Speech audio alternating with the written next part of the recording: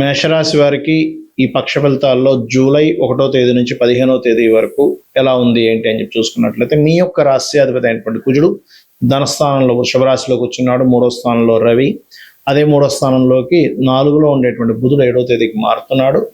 ఇప్పుడు బుధుడు, రవి, శుక్రుడు 4వ స్థానంలో ఉంటే శుక్రుడు 5వ తేదీ నుంచి కేతువుని వెళ్ళి కలుస్తున్నాడు. పంచమంలో ఉన్న కేతువును. మీకు ఏళ్ళనాడు శని నడుస్తుంది. శని 12లో ఉంటూ ఏకాదశంలో మీకు ఈ యొక్క రాహు ఉండడం జరిగింది. అయితే ఈ చంద్రుడు ప్రధానంగా ధనుసు రాశి నుంచి 6 రాసులు తిరుగుతాడు ఈ యొక్క పక్షంలో. ఈ యొక్క గ్రహస్థితి మూలంగా మీకు ఎలా ఉండబోతుంది, ఏ దేవతా ఆరాధన చేయాలి, ఎటువంటి విషయాల పట్ల మీరు జాగ్రత్త వహించాలి అనేటువంటి అంశాలు చెప్తుంది నేనైనప్పటికీ చెప్పిస్తుంది సాక్షాత్ లలితా అమ్మవారిగా భావిస్తూ మీ మేషరాశి వారికి ఆ లలితాంబిక అమ్మవారి అనుగ్రహం మీకు పరిపూర్ణంగా కలగాలని మనస్ఫూర్తిగా కోరుకుంటూ, ఇక్కడ ఎప్పుడైతే మీకు లగ్నాధిపతి 2వ స్థానంలో ఉన్నాడో కొంచెం ధన విషయంలోనే, కుటుంబ వ్యవహారాల విషయంలోనే కొద్దిగా స్ట్రెస్ అదే ఉంటుంది. కొంత ప్రయాణాలు కూడా ఉంటాయి. చెప్పాలంటే మధ్యవర్తిత్వం మూలకంగా కూడా కొంతవరకు మీకు ధనయోగం అనేటువంటి ఉంది. కాకపోతే ఈ నెల ప్రత్యేకంగా మీకు ఎప్పుడైతే 5వ తేదీ నుంచి కేతు అంటే ధనాధిపతి వెళ్ళి కేతుతో కలుస్తున్నాడు, ఫ్రెండ్స్ మూలంగా, ప్రేమ వ్యవహారాల మూలంగా, లేకపోతే ఏదైనా షేర్ మార్కెట్ సంబంధించిన వాటి విషయాల్లో మీరు ధనాన్ని పెట్టేటప్పుడు, ఫ్రెండ్స్ సంబంధించిన ఇలాంటి ఫ్రెండ్షిప్లో ధనం ఇచ్చేటప్పుడు చాలా జాగ్రత్తగా ఉండండి. ఇక్కడ శుక్రుడు, కేతు, ధనాధిపతి ఎప్పుడైతే కేతుతో కలుస్తున్నాడో లక్ష్మీ గణపతి యొక్క ఆరాధన చేయండి, ఖచ్చితంగా బాగుంటుంది. అదేవిధంగా కాస్త కొంతమంది డాక్టర్లు కానివ్వండి, బిజినెస్ పీపుల్ కానివ్వండి, కొంత పరిచయాలు అవ్వడం అనేటువంటిది కలగనుంది. ఉద్యోగ సంబంధించినటువంటి విషయాల్లో కనుక చూసుకున్నట్లయితే ఉన్న ప్రదేశం కాకుండా ఇతర ప్రదేశాలకు వెళ్ళడం వల్ల చాలా బాగుంటుంది. ఈ నెల మీరు ధనాధిపతితో పాటు సప్తమాధిపతి కూడా శుక్రుడు అవుతున్నాడు. కావున కేతుతో కలుస్తున్నందుకు ప్రేమించిన వారిని వివాహం చేసుకునే విషయాలు కానివ్వండి, వివాహ సంబంధాలు చూసుకునేటువంటి అంశాలు కానివ్వండి, కాస్త జాగ్రత్తగా చూసుకోవాలి.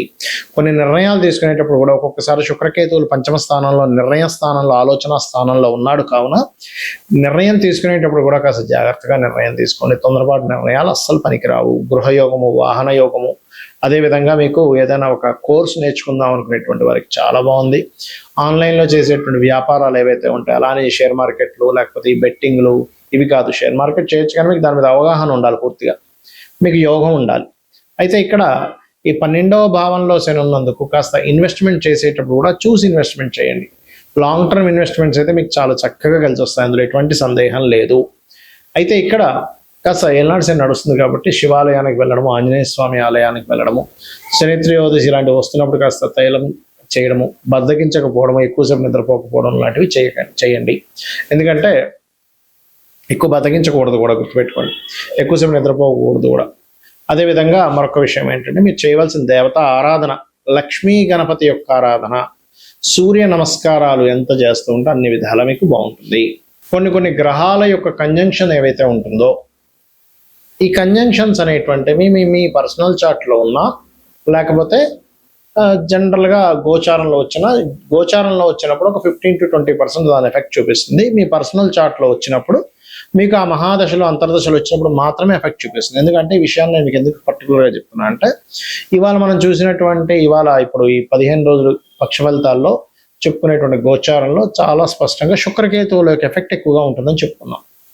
సో ఈ శుక్రకేతువుల యొక్క ప్రభావం ప్రతి ఒక్కరి జాతకంలో మీకు అది కంపల్సరీ బ్యాడ్ ఎఫెక్ట్ ఇస్తుందా, మంచి ఎఫెక్ట్ కూడా ఇస్తుందా అనేటువంటిది ఒక సిస్టమ్ ఉంది. అదేమిటి అంటే శుక్రుడు ధనము, శుక్రుడు స్త్రీ, శుక్రుడు వివాహము, శుక్రుడు వాహనాలు, గృహాలు, లగ్జరీ లైఫ్.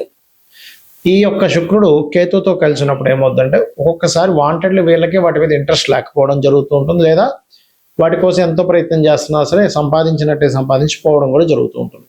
అయితే ఇది ఎప్పుడు మీరు గనక శుక్ర మహర్దశ కానీ కేతు మహర్దశ కానీ మీ లైఫ్లో ఉండాలి. అంటే ఉదాహరణకి అశ్విని నుంచి మనకి 27 నక్షత్రాలు ఉంటాయి. అశ్విని, భరణి దాటిన తర్వాత కృత్తికలో పుట్టారు ఉదాహరణకి, వాళ్ళ శుక్రదశ ఎప్పుడు వస్తుందండి? రాదుగా. వాళ్ళకి ఎప్పుడు వస్తుంది? దాదాపుగా 90 ఏళ్ళకి వస్తుంది. 90 ఏళ్ళకి ఎప్పుడు అప్పుడు ఫలితమే ఉంటుంది, బాగా ఏజ్డ్ పర్సన్ అయిపోయి ఉంటాడు. కాబట్టి అది కాదు. మీరు ఉదాహరణకి అశ్విని నక్షత్రంలో పుట్టారు, లేదా భరణి నక్షత్రంలో పుట్టారు, లేదా రేవతిలో పుట్టారు, లేదా ఉత్తరాభాద్రలో పుట్టారు, ఒక ఏజ్లో వస్తాయి. అప్పుడు చూసుకోవాలి. అది కూడా ఏంటి? శుక్రుడు బాగుంటే మంచి ఫలితం, శుక్ర మహర్దశ. శుక్రుడు పాడయ్యేలాగే కేతుతో కలిసి ఉంటే అన్ని స్ట్రక్ అవ్వడం, అంటే భార్య కొన్ని కారణాల వల్ల కొంతమందికి ఎలా ఉంటుందంటే జీవిత భాగస్వామితో విడాకులు అవ్వవు, కానీ జీవిత భాగస్వామి ఒక దగ్గర, వీరు ఒక దగ్గర నివాసం ఉంటూ ఉంటారు, గుర్తుపెట్టుకోండి. కాబట్టి ఏంటంటే ఆ రకంగా ఈ శుక్రుడికి సంబంధించినటువంటి విషయాల్లో ఈ రకమైనటువంటి ఫలితాలు కూడా పొందుతూ ఉంటారు. అదేవిధంగా మరొక విషయం ఏంటంటే ఇక్కడ మీరు ఎప్పుడైనా సరే గుర్తుపెట్టుకోండి, శుక్ర మహాదశ వచ్చినప్పుడు అందరూ ఏమనుకుంటారంటే శుక్రుడు అంటే ఇంకేముంది, అసలు అద్భుతం, నేను ఇంకా నాకు లగ్జరీ, కొన్ని కోట్లు సంపాదిస్తాను, వాహనాలు గృహాలు ఉంటాయి అనుకుంటారు. కాదు, శుక్రుడు బాగుంటే నిజంగానే అన్ని కోట్ల రూపాయలు ఇస్తాడు, అంతా బాగుంటుంది. కానీ కేతువుతో కలిసి ఉండి, ఆ కేతువుతో కలిసి ఉండి కూడా కొంతమందికి యోగిస్తుంది. అది ఎప్పుడో చెప్తానండి. కొన్ని కెమికల్ రిలేటెడ్, ఫార్మా రిలేటెడ్ పూజాది కార్యక్రమాలు చేయించేవారు, అమ్మవారు ఉపాసకులు, లక్ష్మీ గణపతి ఉపాసకులు, పూజా సామాగ్రి స్టోర్స్ పెట్టుకునేటువంటి వారికి మళ్ళీ యోగిస్తుంది, గుర్తుపెట్టుకోండి. కాబట్టి ఇక్కడ ఏంటంటే మీరు ఏ వృత్తిలో ఉన్నారు, ఏ మహాదశ నడుస్తుంది, మీకు ఆ వృత్తి మీ జన్మజాతకంలో ఉండేటువంటి కాంబినేషన్స్కి కనెక్ట్ అవుతుందా లేదా. అంటే ఎలా అంటే ఒక వ్యక్తి చూడండి, ఒక బీటెక్ చదివాడు, సాఫ్ట్వేర్ చదువుకున్నాడు, అతని సాఫ్ట్వేర్ రంగాలకు సంబంధించిన దాంట్లో అతను జాయిన్ అయితేనే అతను చాలా చక్కగా ఆ యొక్క వృత్తిని నిర్వహించగలుగుతాడు. అలా కాకుండా అతన్ని తీసుకెళ్ళి మెకానికల్లోనే వేశారు, లేకపోతే మ్యాథ్స్ టీచర్గా చెప్పమన్నారు, లేకపోతే ఇంకోటి ఏదో చేయమన్నారు, చేయలేడు. అంత మాత్రం చేత అతని దగ్గర టాలెంట్ లేనట్టు కాదు. అలాగే ప్రతి జాతకంలో కూడా ధనయోగం ఎందులో ఉందో తెలుసుకోవాలి. ధనయోగం లేకపోవడం కాదు, ఉంటుంది, కానీ అది ఎందులో ఉందో తెలుసుకోగలగాలి. చాలా మంది చూడండి, నేను చాలా వ్యాపారాలు చేశానండి, ఆఖరి హోటల్ పెట్టుకుని బాగా నడుస్తుంది అంటారు. లేదా కొంతమంది చాలా వ్యాపారాలు చేశారు, చాలా ఉద్యోగాలు చేశారండి, స్క్రాప్ షాప్ పెట్టుకున్నాను సార్, కోట్లు సంపాదించాను అంటాడు. అంటే ఏమిటి, వాళ్ళకి దాంట్లోనే ఉంటుంది. మరి అంతకుముందు ఎందుకంటే అవన్నీ చేశారు, జాతకంలో ఇది ఉంటాయంటే వాళ్ళకి అవన్నీ చేసి నష్టపోయే యోగం కూడా ఉంటుంది, బ్యాడ్ పీరియడ్ ఒకటి నడుస్తూ ఉంటుంది. దాన్ని కూడా సెట్ చేసుకోవచ్చు. ఈ కలియుగంలో నామస్మరణ ద్వారా వృత్తిలో మీరు సరిగ్గా రాణించలేకపోతున్నారు, ఓం మాణిక్య మకుటాకార జానుద్వై విరాజితాయ నమః చేయండి, చక్కగా వృత్తిలో సెటిల్ అవుతారు. ఏంటి ఫైనాన్షియల్గా నాకు ఎప్పుడు ఇబ్బంది ఉంది, ఓం సంపత్కరీ సమారూఢ సింధుర వ్రజ సేవితాయ నమః, లేదా ఓం ధర్మాధ్యక్ష ధనాధ్యక్ష ధనధాన్య వివర్ధిని నమః చేసుకోండి. లేదండి నాకు హ్యాపీనెస్ లేదు, చాలామంది అంటుంటారు, ఏమండి ఏంటో నాకు లాభస్థానం పాడైపోయింది, లాభంలో శుక్రకేతువులు ఉన్నారు, అందుకే నాకు హ్యాపీనెస్ లేదు అంటూ ఉంటారు. అలాంటప్పుడు చాలా చక్కగా అమ్మవారి పాదాలు పట్టుకొని అమ్మవారిని ఓం ఇంద్రగోప పరిక్షిప్త స్మరతో నాభజంగికాయ నమః అనే మంత్రం చేయండి, ఖచ్చితంగా బాగుంటుంది. ఈ రకంగా ఏంటంటే ఇది కలియుగం కాబట్టి కలిలో నామస్మరణ ద్వారా మనం తరించవచ్చు, పెద్దగా ఏమి టెన్షన్ పడాల్సిన అవసరం లేదు. దాన్ని యాక్సెప్ట్ చేయగలగాలి. పూర్వజన్మలో చేసిన కర్మ వల్ల ఈ యొక్క గ్రహస్థితి ఏర్పడింది కాబట్టి నేను దీన్ని ఈ రకంగా నేను మార్చుకోగలగాలని ఒక నామస్మరణ మీ యొక్క జీవితాన్ని ఖచ్చితంగా మారుస్తుంది, గుర్తుపెట్టుకోండి. ఇక ఈ కాంబినేషన్స్ ఎప్పుడు కూడా కొన్నిసార్లు ఒక అద్భుతమైన కాంబినేషన్ కూడా ఉంటుంది. ఆ చంద్రమంగళ యోగం ఉందండి, బుధాదిత్య యోగం ఉందండి అని చెప్తూ ఉంటారు కదా.